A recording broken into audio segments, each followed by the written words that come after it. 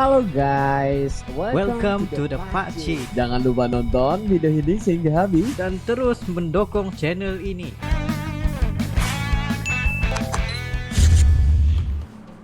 Adakah Anda mencari wireless microphone terbaik? Ini dia, Godox Movelink M2. Dengan charging case yang berharga RM600, Anda akan mendapatkan 2 transmitter, 1 receiver. Dapatkan sekarang di link di bawah. Thank you.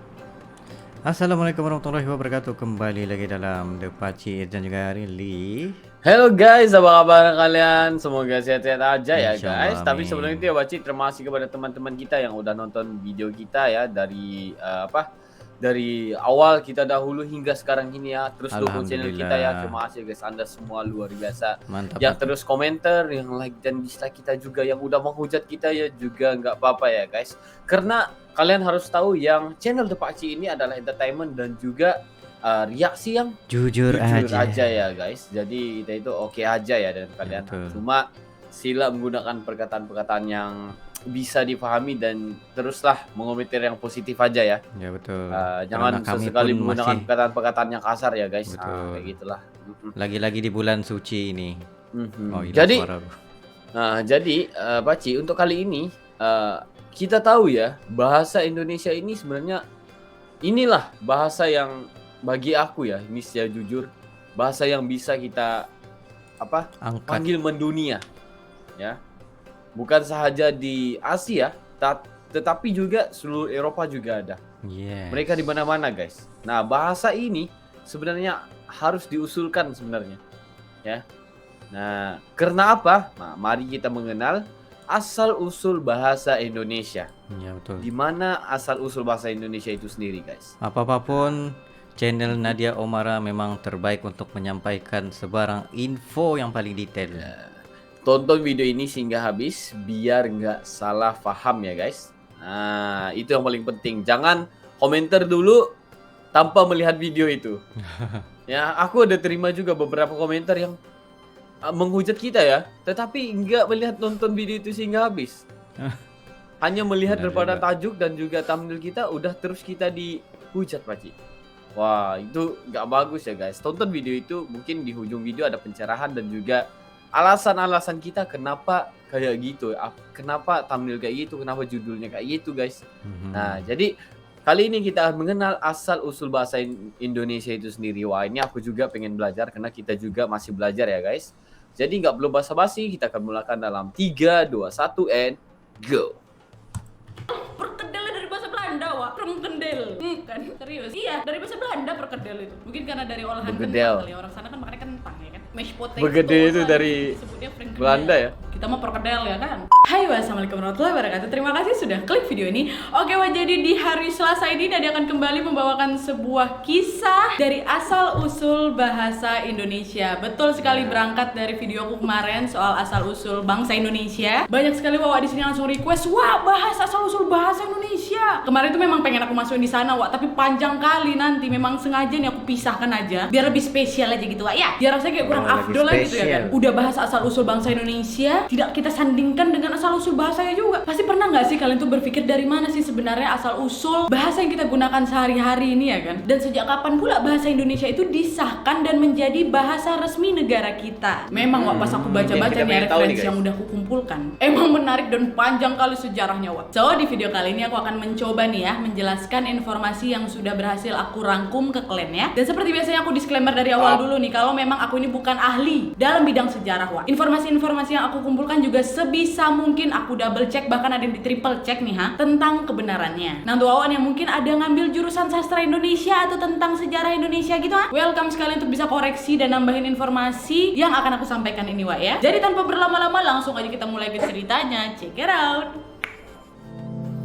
Check it out. Asal muasal bahasa Indonesia. Ini juga yang kita perlu tahu. Nah, jadi sebenarnya akar dari bahasa Indonesia tuh apa sih, Nat? Kok jadi bisa berbentuk bahasa Indonesia gitu ya kan? Jadi memang nih, Wak ya, dari beberapa referensi yang sudah aku baca, kayak dari Kementerian Pendidikan dan Kebudayaan, National Geographic Indonesia, website Good News from Indonesia, beberapa portal berita dan juga beberapa jurnal ilmiah menginfokan memang bahwa bahasa Indonesia ini berakar dari bahasa Melayu, Wak. Nah, untuk mengurut kenapa bisa berakar dari bahasa Melayu, Dia memang kita harus berakar balik ya? jauh kali nih, Wak, sampai ke zaman zaman kerajaan dulu tuh. Nah, bahasa Melayu yang jadi cikal bakal dari bahasa Indonesia ini pun berakar lagi nih dari rumpun bahasa Austronesia, yaitu sebuah rumpun bahasa yang Austronesia sangat ini, luas guys. sekali penyebarannya di dunia, Wak. Nah, kalau bahasa Austronesia. Austronesia itu sendiri berasal Bukan dari Melayu mana, doang. Wak? Mohon maaf nih, Wak ya. Itu nggak akan aku bahas secara detail di video ini karena nanti akan panjang kali video ini, Nanti malah Nggak melenceng apa-apa, pula dari kita akan pembahasan belajar kita. ya, guys. Tapi intinya aja ya, rumpun dari bahasa Austronesia ini bisa jadi yang terbesar di dunia, Wak. Ada sekiranya 1.200 bahasa dan Wow. sekitar 270 juta penutur. Banyak Wow. kali ya kan? Dan masyarakat Austronesia ini jelas telah menyebar dan menjadi kian beragam dengan cara yang rumit-rumit, Wak. Jadi dari 270 juta penutur inilah yang menyebar di seluruh dunia termasuk di Indonesia dengan 1.200 bahasa. Nah, jadi gitu ya intinya, Wak. Kalian boleh cari informasi lebih lanjutnya di historia.id, itu paling lengkap menurutku, atau di beberapa jurnal ilmiah lainnya, monggo. Nah, sekarang kita balik lagi nih ke Monggo dulu, cikal monggo. bakal dari bahasa Indonesia, yaitu bahasa Melayu. Nah, menurut sejarawan Leonard Y. Andaya, Wak, bentuk paling purba bahasa ini disebut Proto Melayu atau Polinesia yang diperkirakan mulai berkembang di Filipina sekitar 2.500 tahun sebelum Masehi, Wak. Nah, sedangkan sekitar 2000 sebelum Masehinya, bahasa Proto Melayu atau Polinesia ini berkembang menjadi cabang-cabang bahasa baru seiring dengan migrasi para penuturnya ke Nusantara. Lalu sekitar 1500 sampai 500 sebelum Masehi, di Kalimantan udah bagian lama barat banget sana, nih, Wak, Baci. berkembang juga tuh rumpun bahasa Melayu Cham.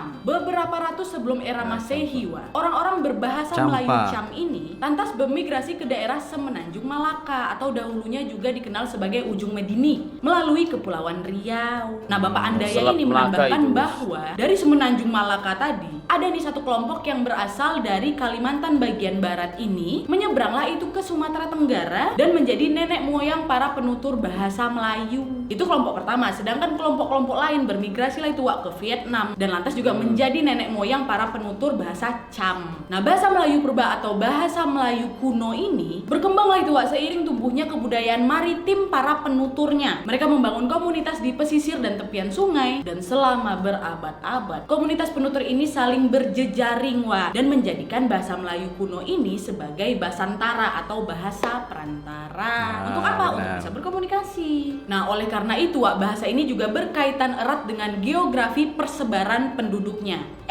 Penuturnya, maaf. Nah, Leonard Andaya ini menamakan wilayah interaksi para penutur bahasa Melayu kuno ini sebagai Laut Melayu. Wilayah interaksi para penutur bahasa Melayu ini disebut Laut Melayu, Wak, yaitu wilayahnya. Dan istilah ini mengacu pada sebuah catatan peristiwa Arab yang dipublikasikan sekitar 1000 Masehi, Wak. Nah, catatan peristiwa itu Jelas menyebut banget tentang ini. Laut Melayu yang mendekati Cina. Nah, Laut Melayu ini adalah laut yang Laut Cina panjang kali, Selatan. Wak, yang menghubungkan India Selatan dan Sri Lanka dengan Teluk Bengal, Sumatera, Selat Melaka, Semenanjung Malaya, Teluk Siam, Laut Cina Selatan, hilir Sungai Mekong dan Vietnam Tengah, Wak. Mekong. Nah, titik utama jaringan komunitas yang Sungai menghidupi Mekong. Laut Melayu ini adalah Selat Malaka. Dan dari keterangan-keterangan ini udah jelas sekali kan, memang menunjukkan hubungan erat antara komunitas penutur bahasa Melayu dengan dunia kelautan, Wak. Oleh karena itu, Leonard Andaya ini memberi pengertian bahwa Laut Melayu ini mengacu pada serangkaian komunitas yang terhubung melalui jaringan ekonomi dan budaya yang intens. Nah, bahasa Melayu kuno sendiri diperkirakan telah digunakan secara luas pada masa kerajaan Sriwijaya pada Sriwijaya, abad ke-7. Prasasti Kedukan Bukit yang dikeluarkan Sriwijaya pada 683 Masehi adalah bukti arkeologis tertua penggunaan bahasa Melayu kuno yang berhuruf Palawa atau India, Wak. Dan hubungan erat Sriwijaya dengan negeri-negeri India inilah yang membuat kosakata Melayu kuno makin banyak pula nih mendapat pengaruh dari bahasa Sangsekerta. Misal nih, kata asmara berasal dari bahasa Sangsekerta yaitu asrama, bukan asmara, Wak, asrama. Terus kata Asrama. bahagia dari bahgia, berahi, Bahagia. firahin, birahi, durhaka, Birahin. drohaka, gembira, gambira, hartawan, artavan. Berubah nih jadi harta Artavan. plus one gitu. Artavan. Istimewa, Artavan. Eva, janda, randa, jelita, lalita, Lalita. merdeka, mahardika, Mahardika. mesra, misra, Misra. sederhana, Misra. sadarana, wanita, vanita, Wanita. terus wisuda, visuda, dan masih banyak lagi, Wak. Itu salah satu aja, jangan kusebutkan semua, banyak nanti. Nah, itu dari serapan bahasa Sangsekerta. Ada lagi, Wak, dari bahasa Hindi dan Tamil yang juga turut mempengaruhi bahasa Melayu kuno ini. Dari bahasa India ya, Wak, ya. Contohnya ayah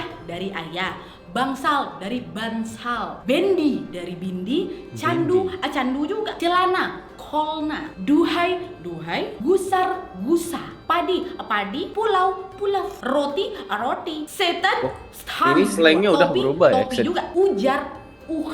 Nah itu contoh bahasa Timil. Hindi. Tamil. Sedangkan Hindi. bahasa Tamilnya waknya contohnya andai, antai, badai, fatai, banci, faici, belenggu, filangku, cerutu, dendam, danda, gembala, gopalan, kedelai, katalai, materai, mutirai, dan lain-lain ya, Wak. Selain itu juga pernah juga ada mantap. seorang Wah, musafir details Cina banget, bernama aku suka ya. Ising yang pernah berkunjung ke Sriwijaya, Wak. Beliau Ising. menyatakan bahwa di Sriwijaya ada bahasa yang bernama Kunlun yang berdampingan Kunlun. dengan Sangsekerta. Nah, yang dimaksud Kunlun ini, Wak, adalah lingua franca atau bahasa pengantar atau juga bahasa pergaulan gitu di Kepulauan Nusantara ini, yaitu bahasa Melayu. Dan Ising juga menambahkan bahwa bahasa Kunlun atau bahasa Melayu ini dipakai untuk keperluan sosial, politik, Kunlun itu dan bahasa juga Melayu. sebagai bahasa pengantar untuk mempelajari bahasa Sangsekerta dan agama Buddha, Wak. Nah, pedagang-pedagang Melayu yang berkeliling di Nusantara ini pun memakai bahasa Melayu ini sebagai lingua francanya mereka. Dan menurut Jajat Burhanuddin, seorang dosen Fakultas Adab dan Humaniora UIN Syarif Hidayatullah, bahasa Melayu ini kian mapan sebagai lingua franca di kawasan Asia Tenggara pada masa Kesultanan Samudra Pasai di abad ke-14, Wak. Ketika Sriwijaya udah mulai meredup nih ya, Samudra Pasai ini tumbuh sebagai kota dagang baru di bagian utaranya Selat Malaka. Dan pada era Samudra Pasai ini, Wak, bahasa Melayu kian berkembang dengan menyerap pengaruh bahasa mitra dagangnya, yakni seperti Arab sama Persia. Kalau nggak ada bahasa kayak mana mau jualan ya kan? Sementara mitra benar dagangnya juga. itu dari negara-negara luar, khususnya Arab dan Persia. Nggak laris, Kata dan jualan konsep-konsep kita nggak tahu baru yang bahasanya. bernafas Islam ini pun mulailah muncul, Wak. Contoh nih dari kata-kata bahasa Arab yang menjadi bahasa Indonesia kita sekarang, bermula dari kata contoh ya, ajaib dari ajaib, akal Ajaib. akol,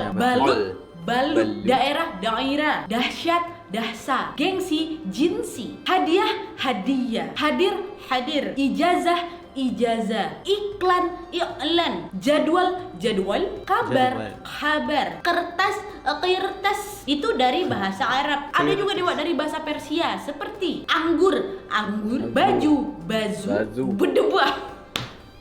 Badbah. Kenapa dicontohkan kata bedebah? Tapi Badbah. itu berasal dari Persia. Badbah. Bedebah tuh, Wak, ya. Badbah, biadab, Biadab. bius, bihus, cabuk, darurat, gandum, geram, gusti, haji, akebuli, kabuli, wah itu nasi kebuli, enak kan? Nah itulah beberapa asal dari kata-kata Indonesia yang Iya, berasal dari suka bahasa ya cara Persia penerangnya, dan jelas Arab. banget Nah soalnya. dari dua bangsa inilah bahasa Melayu kita itu mulai berkembang lagi nih pada masa periode ini. Nah proses penyerapan dari bahasa Arab ini, Wak, terus berlangsung nih sampai sekarang. Nah salah satu pengaruh Arab dan Persia ini bisa dilihat pada prasasti Munyatujoh yang mulai menerapkan penanggalan Hijriyah yang sudah menggantikan penanggalan Saka atau kalender yang memang berasal dari India. Dan yang tidak kalah penting pada era Samudra Pasai ini adalah Hijriyah. penggunaan huruf Jawi atau Arab yang menggantikan aksara India, Wak. Bahkan ya para penutur di era itu juga menambahkan tanda khusus pada beberapa huruf Arab untuk bisa menyesuaikan dengan bunyi bahasa Melayu. Makanya itulah kita dulu belajar Arab Melayu ya kan, nah ini. Ya, Dan ketika Jawi. Laut Melayu ini kian sibuk oleh perdagangan internasional pada abad ke-15 sampai abad ke-17, Wak, bahasa Melayu ini telah kian mapan sebagai lingua franca dan penggunaannya sebagai basantara atau bahasa perantara perdagangan bahkan meluas sampai Kamboja, Vietnam, dan Filipina. Dan saat itu, Wak, bahasa Melayu tidak lagi hanya menyerap unsur bahasa asing tapi mulai mempengaruhi pula bahasa lokal di Asia Tenggara. Dan dalam periode inilah, Wak, ratusan kata-kata Melayu di dunia perdagangan, teknologi, dan bidang-bidang lainnya masuk ke dalam bahasa Tagalog, yaitu pusat-pusat niaga utama di Kamboja yang lantas dikenal dari kosakata Melayu sebagai Tagalog. kampung. Begitu juga kata-kata Melayu seperti among, gudang, perahu, keris yang didapati oleh Eropa di Pegu yang sekarang ini dikenal dengan nama Bego yang terletak di Bego. Myanmar, Wak. Bahkan ya di pantai Malabar di India, seolah-olah semua itu merupakan kata-kata asli setempat, Wak. Kata-kata tadi itu. Pelaut-pelaut dari Eropa yang mulai hilir mudik di Nusantara pun merasa sangat perlu menguasai bahasa Melayu ya untuk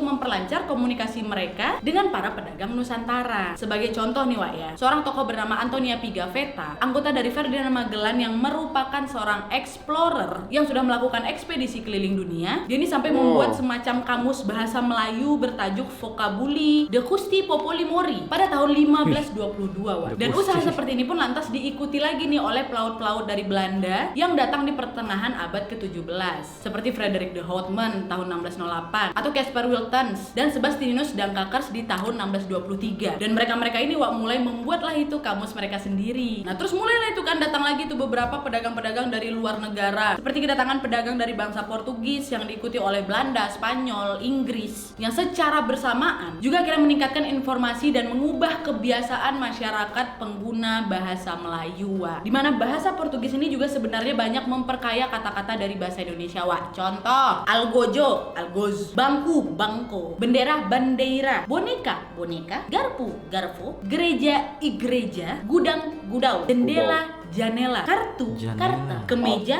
kamisa, Kamisa. minggu, domingo. Mantap. Dan terutama yang banyak sekali Mantap. memberi warna di bidang administrasi, kegiatan resmi, misalnya dalam upacara atau kemiliteran nih, Wak, ya. Dan teknologi hingga awal ke abad 20, bahasa apa? Bahasa Belanda. Contoh dari kata aktif, dari aktif, bando, bandu, diet, diet, efektif, efektif, fanatik, fanatik, grosir, grosir, harmonis, harmonic, indehoy. Inheadhoy. Emang dari bahasa Belanda itu indehoy itu. Inheadhoy. Apa itu? Indehoy. Indekos, indekos, kamar, kamar, losmen, lodgemen, marijuana, marihuana, objektif, objektif, perkedel, perkedelnya dari bahasa Belanda, Wak, perkedel, kan? Bergedel. Serius, iya, dari bahasa Belanda perkedel itu. Mungkin karena dari olahan kentang kali ya, orang sana kan makannya kentang ya kan. Mashed potato Olahan tadi mungkin kentang. disebutnya frikandel. Kita mah perkedel ya kan. Nah, jadi kata-kata itu memang pinjaman dari bahasa Belanda, Wak. Nah, sedangkan bahasa yang dipakai pendatang dari Cina juga lambat laun dipakai oleh penutur bahasa Melayu nih, Wak, ya. Kata-kata Tionghoa yang masuk ini juga biasanya berkaitan dengan perniagaan dan keperluan sehari-hari pastinya. Contoh, angpau, jelas lah Angpau. Apa? Bakia, bakia nih ya, sendal Bakia. bakmi, Bakia. Oh, bakia. Cina, jangan Bakmi, kayak Arab bakmi. ya. Bahmi, bakpau, bahpau, bakpia, Wak, bahpian, bakso, bakso, Oh, bakwan. Bakso, oh bakso. Lapar aku jadinya. Serius lah, Nat. Bakwan, bakwan. Oke. Oh guys, baru tahu ini guys. Bakwan, bahwan, bopeng, mopang, cekak, cika. Cika. Lagi cekak aku, ah. Cika. Cika, cukung, Cika. sukong, Wak. Cukong. Engkong nih ha. Angkong, jelangkung nih seperti yang pernah ku bahas Jelangkung. sebelumnya. Hai, Jelangkung. Kecoa, Wak, berasal dari kata Cina Jelangkung. kasoa. Mantap kan? Nah, itulah Iya, penyerapan bahasa mantap Indonesia dari banget, bahasa jelas Tionghoa. banget Dan soalnya. pada abad ke-17, Wak, bahasa Melayu ini telah berkembanglah itu menjadi serba aneka dialek dan digunakan oleh banyak sekali etnis di Laut Melayu tadi. Nah, variasi dari bahasa Melayu ini menunjukkan ragaman kelompok etnik yang memang menjadikan bahasa ini sebagai basis dari identitas mereka. Raja Ali Haji dari Istana Riau Johor atau pecahan dari Kesultanan Melaka, Wak, menulis kamus Eka Bahasa, yaitu kamus yang memuat kosakata suatu bahasa yang disusun secara alfabetis untuk bahasa Melayu. Dan sejak saat itu dapat dikatakan bahwa memang bahasa ini adalah bahasa yang full fledged atau yang sudah sepenuhnya berkembang gitu, Wak. Which is sama tinggi dengan bahasa-bahasa internasional pada masa itu. Karena memang memiliki kaidah dan dokumentasi kata yang terdefinisi dengan jelas ya kan. Dan hingga akhir abad ke-19 nih, Wak, ya, dapat dikatakan terdapat paling sedikit 2 kelompok bahasa Melayu yang dikenal oleh masyarakat Nusantara, Wak. Yaitu bahasa Melayu pasar atau bahasa sehari-hari dan tidak baku benar-benar. gitu, Wak. Yang kedua Bahasa bahasa Melayu Melayu pasar. tinggi, yaitu memang bahasa yang terbatas pemakaiannya tetapi memiliki standar. Namun pada abad ini pula, Wak, muncullah itu perubahan sikap terkait penggunaan bahasa Melayu. Dan perubahan ini berkaitan dengan Traktat London atau Perjanjian London yang disepakati oleh kerajaan Inggris dan Belanda pada tahun 1824. Dan berdasarkan perjanjian ini atau traktat ini,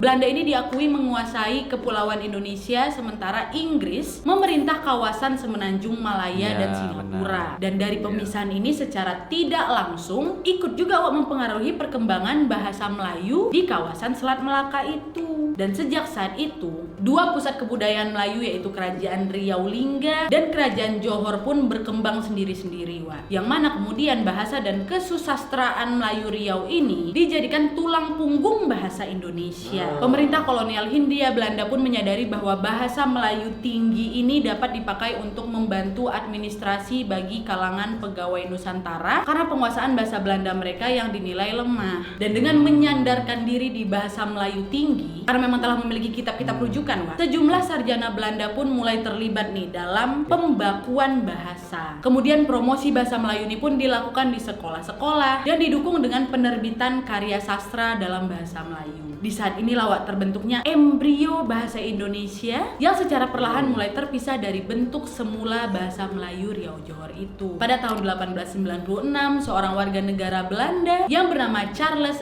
Adrian van Ophusen, Wak, maaf, ditugaskan oleh pemerintah Belanda untuk bisa menstandarisasikan aksara Latin untuk bahasa Melayu yang dibantu oleh Nawawi Sultan Makmur, yaitu seorang guru dan tokoh pendidik yang berasal dari Minangkabau pada akhir ke-19 dan awal abad ke-20, dan juga Muhammad Taib Sultan Ibrahim yang juga merupakan rekan dari Bapak Nawawi Sultan Makmur tadi. Udah bertiga lah itu kan mereka menstandarisasikan itu bahasa. Dan hasil dari proses ini adalah sebuah buku yang dinamakan Kitab Logat Melayu atau Melajoe pada tahun 1901, Wak. Dan buku tersebut kemudian menjadi pedoman tata bahasa yang kemudian dikenal dengan nama Ejaan van Ophusen. Nanti aku bahas soal ejaan-ejaan ini ya. Dan keberadaan dari buku tersebut semakin memantapkan posisi bahasa Melayu, Wak. Dan gak cuma itu aja nih ya, Gubernur Belanda pada saat itu, Wak, juga menetapkan bahasa Melayu sebagai bahasa pengantar di sekolah-sekolah Bumi Putra, Wak. Nah, intervensi dari pemerintah ini pun semakin kuat dengan dibentuknya Komisi for the Volkstur atau Komisi Bacaan Rakyat atau KBR pada tahun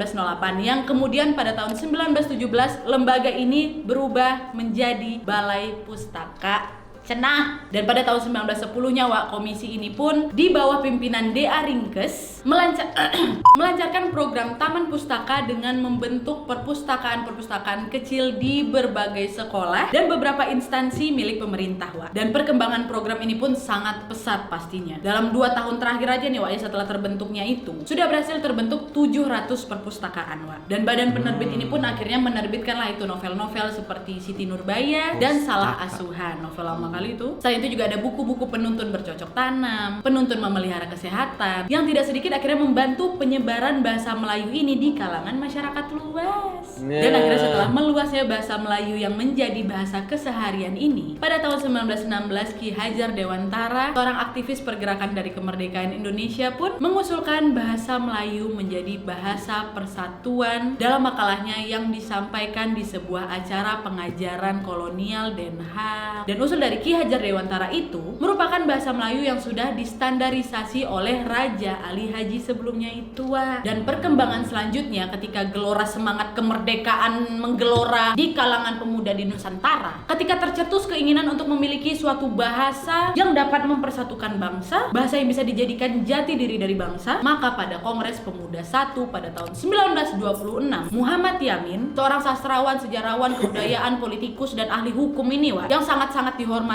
dan juga sekarang dikenal sebagai salah satu pahlawan nasional Indonesia, mengusulkan bahasa Melayu menjadi bahasa persatuan bangsa guna bisa memperebutkan kemerdekaan. Tetapi akhirnya kemudian Muhammad Tabrani, Wak, salah seorang tokoh Jong Java, yaitu organisasi kepemudaan dan pemimpin redaksi dari Harian Pemandangan pada periode 1936 dan 1940, mengusulkan perubahan nama bahasa Melayu menjadi bahasa Indonesia. Nah, ini bahasa Melayu jadi bahasa kita. Tapi Bapak Tabrani mengusulkan perubahan, nggak usah bahasa Melayu lah, bahasa Indonesia gitu. Karena beliau berpendapat, Wak, jika tumpah darah memperjuangkan bangsa yang dinamakan Indonesia, maka bahasanya pun harus disebut bahasa Indonesia. Dan dalam tulisannya yang berjudul Bahasa Indonesia, dia membahas tentang pentingnya nama bahasa Indonesia dalam konteks perjuangan bangsa. Beliau menutup tulisan tersebut dengan bunyi, "Bangsa dan pembaca kita sekalian, bangsa Indonesia belum ada. Terbitkanlah bangsa Indonesia itu. Bahasa Indonesia belum ada. Terbitkanlah bahasa Indonesia itu. Karena menurut keyakinan kita, kemerdekaan bangsa dan tanah air kita Indonesia ini terutama akan tercapai dengan jalan persatuan anak Indonesia yang antara lain-lain terikat oleh bahasa Indonesia." Dan berangkat dari usulan Tabrani ini, pada Kongres Pemuda kedua, tepatnya pada tanggal 28 Oktober 1928, ditetapkanlah bahasa Indonesia sebagai bahasa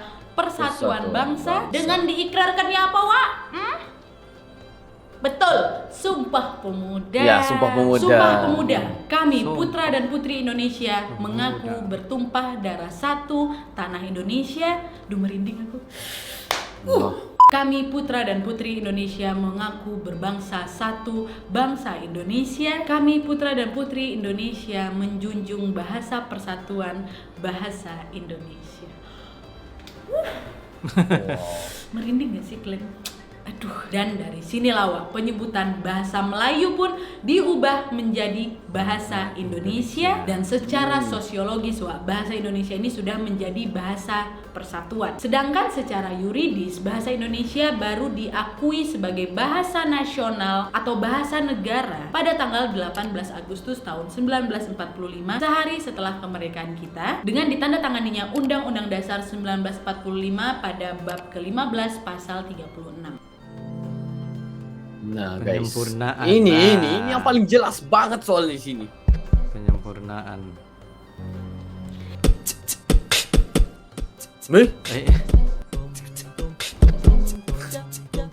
Ada iklan lagi ya. Sempet lagi. Ini bergelas ini.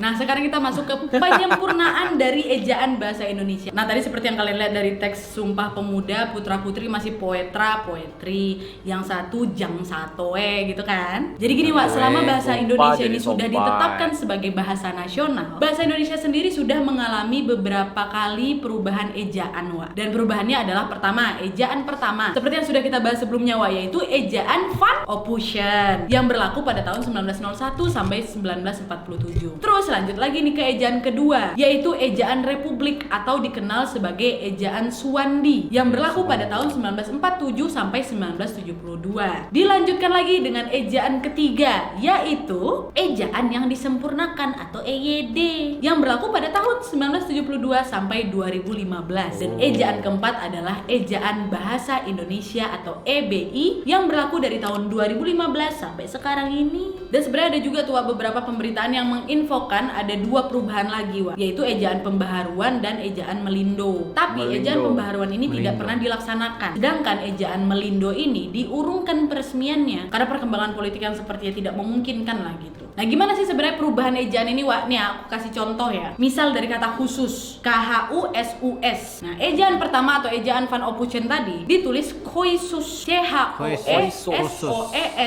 coes gitu. Nah, kalau ejaan Suwandi, ejaan kedua ditulis CHUSUS, CHUSUS. Sementara ejaan yang disempurnakan barulah itu ditulis KHUSUS khusus. EBI tetap Ada khusus. bunyinya Contoh ya, lain lagi, Jumat Wak, Jumat, hari Jumat. Ejaan Van Ophusen ditulis Joem kutip AT, DJOM kutip AT. Jumat. Ejaan Suwandi ditulis pakai D, OE-nya hilang.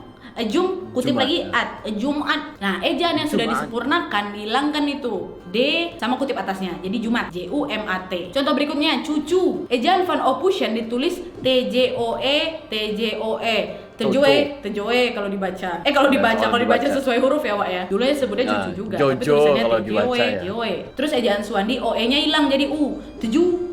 Bacanya tetap cucu. Tulisannya TJU. Terus ejaan yang disempurnakan baru dirapat lagi, TJ jadi C. Cucu. Nah, ini terakhir.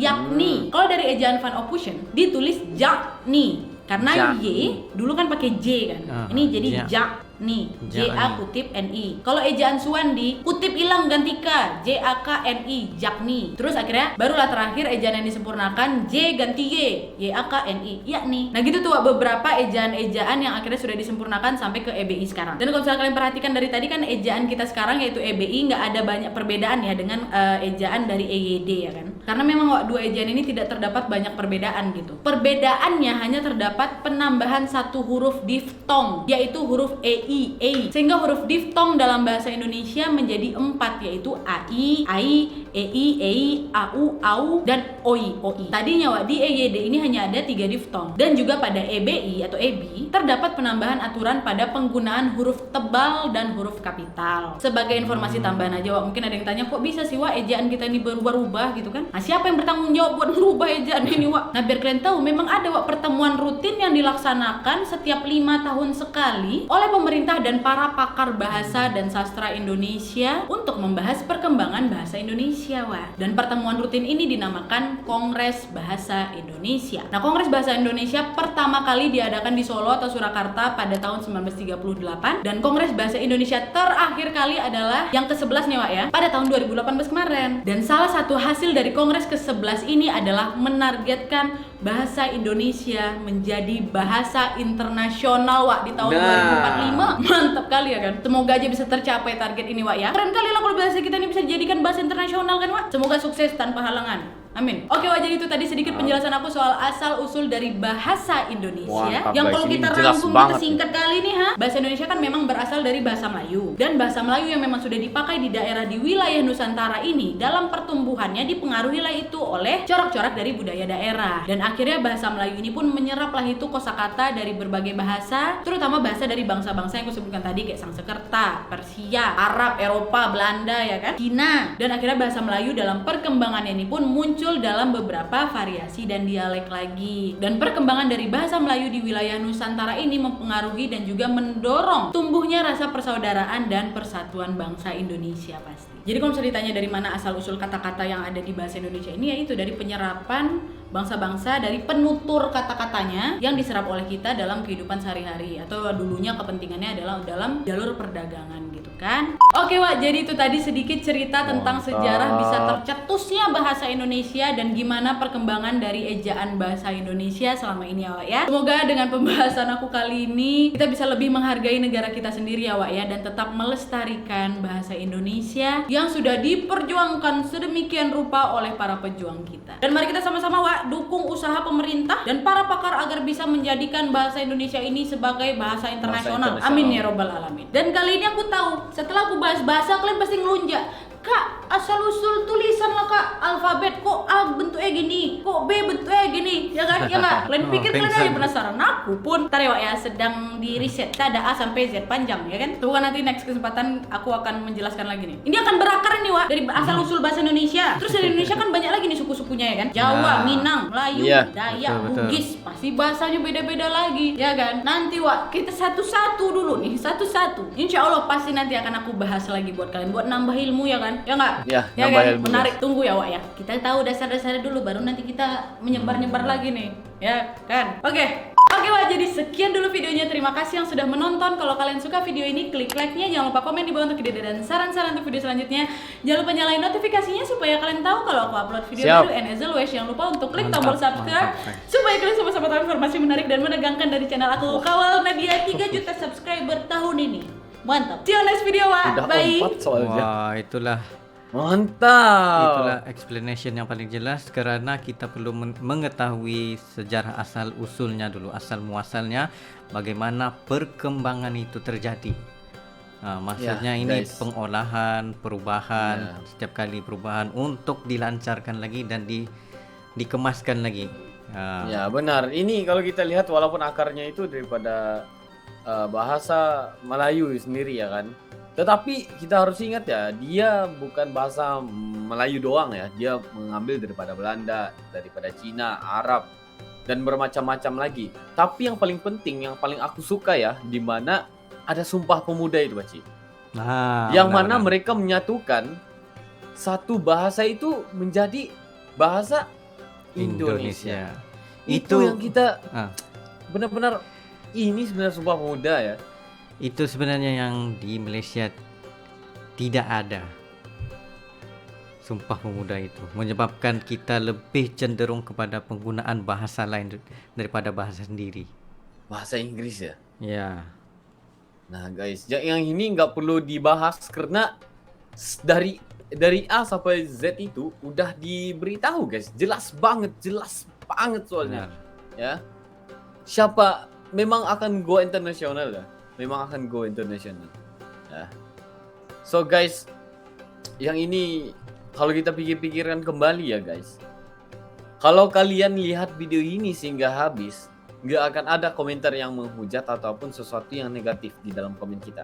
Tetapi kalau yang nggak melihat video ini atau nggak nonton video ini sehingga habis, Paci, pasti mereka akan komen yang kadang-kala kita juga nggak tahu ini dari mana komennya ya, melalui benar. apa di komen itu. Nonton dulu video ini sehingga habis baru hujat ataupun komentar ataupun berilah pendapat yang berbeda, nggak apa-apa. Yang paling penting itu adalah kita sama-sama belajar ya guys. Yes, insya Allah. Mantap. Ini benar-benar membuatkan kita wow, this is so jelas banget soalnya ya.